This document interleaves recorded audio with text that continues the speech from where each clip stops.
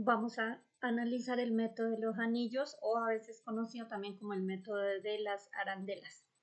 Analizaremos cuándo usar este método. Empezaremos con rectángulos verticales.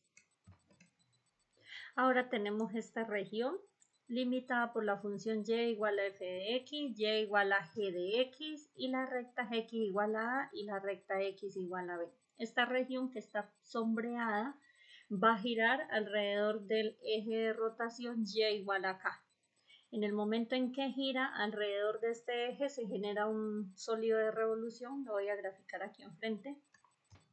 Este sería el sólido de revolución y noten que aquí esta parte queda hueca, aquí hay un agujero en esta parte.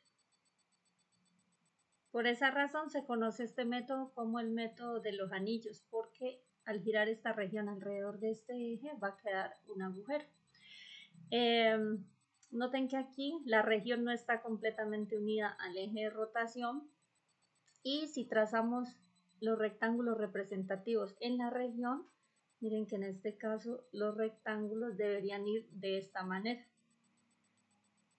Recuerden que los rectángulos se deben trazar siempre con la misma altura. Entonces, cualquier rectángulo que yo grafique en la región, miren que siempre tienen la misma altura. Siempre está entre las mismas dos funciones.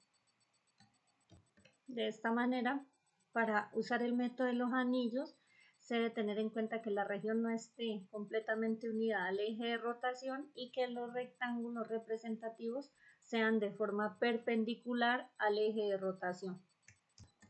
Y en este caso, como los rectángulos son verticales, se puede deducir una fórmula para hallar el volumen de este sólido de revolución. La fórmula es la siguiente. Esta es la fórmula para el volumen del sólido de revolución usando anillos con rectángulos verticales. En este caso, la integral va desde A hasta B. Esto se mira en el eje X, es decir, el rectángulo en el eje X desde dónde hasta dónde varía. Podemos observar que en el eje X el rectángulo varía desde A hasta B, o también de manera informal, mirar en el eje X desde dónde empieza la región y dónde termina la región en el eje X. Entonces iría desde A hasta B la integral. Y dentro de la integral aparece un R sub E que se conoce como el radio exterior y un R sub I que se conoce como el radio interior. Ya vamos a mirar en este caso quién sería cada uno de estos radios. El radio exterior de manera informal lo podemos mirar como la distancia entre el eje de rotación y la función más alejada en el rectángulo. Es decir, aquí miren que el rectángulo siempre va a estar acotado por dos funciones. Entonces el radio exterior va a ser la distancia entre el eje de rotación y una de las dos funciones del rectángulo, pero la que está más alejada del eje de rotación. O sea que en este caso, lo voy a hacer con este color, el radio exterior sería la distancia que hay desde aquí hasta acá. Esta sería, con esta distancia se hallaría el radio exterior. La distancia que hay de aquí a aquí. Listo, entonces esta distancia entre f de x y el eje de rotación. Por ser distancia tiene que ser positiva, entonces para poderla calcular tendríamos que mirarla como la función de arriba menos la función de abajo. O sea que en este caso el radio exterior sería f de x menos k. Y ahora el radio interior R sub I, conocido como el radio interior, sería la distancia entre el eje de rotación y la función más cercana en el rectángulo. Recuerden que el rectángulo siempre está limitado por dos funciones. Entonces toman la función que esté más cercana al eje de rotación y con ella se calcula el radio interior. Entonces miren, de estas dos funciones que tiene el rectángulo, el radio interior se calcula con la que está más cerca al eje de rotación. con esta se calcula el radio interior.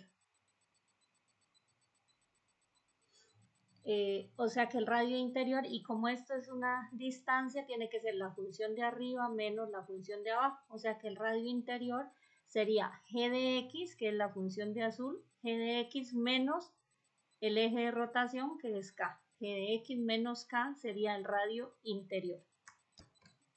Listo, y de esta manera, ya conociendo quién es el radio exterior y quién es el radio interior, lo que hacemos es reemplazar aquí en la integral y resolverla, y de esa manera ya encontraríamos el volumen del sólido de revolución. En este caso la integral, miren que toda depende de la variable x.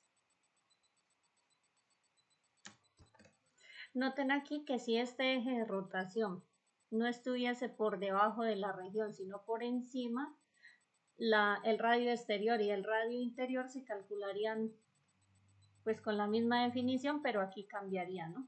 Aquí sería al contrario, sería, porque recuerden que el radio exterior siempre es lo de arriba menos lo de abajo. Aquí se los voy a escribir. ¿Sí? Lo mismo para el radio interior.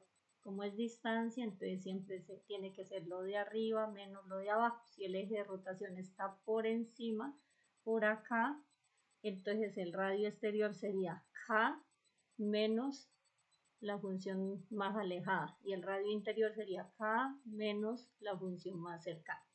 Si el eje de rotación está por encima, entonces cambiaría, ya no serían estos mismos, ¿sí? Cambiaría el signo. Muy bien, eso es todo para el método de los anillos con rectángulos verticales.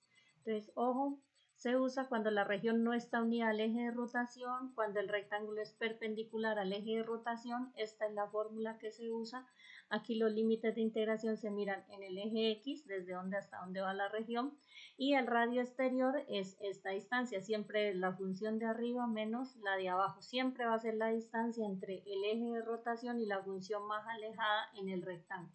Y el radio interior es la distancia entre el eje de rotación y la función más cercana al eje de rotación.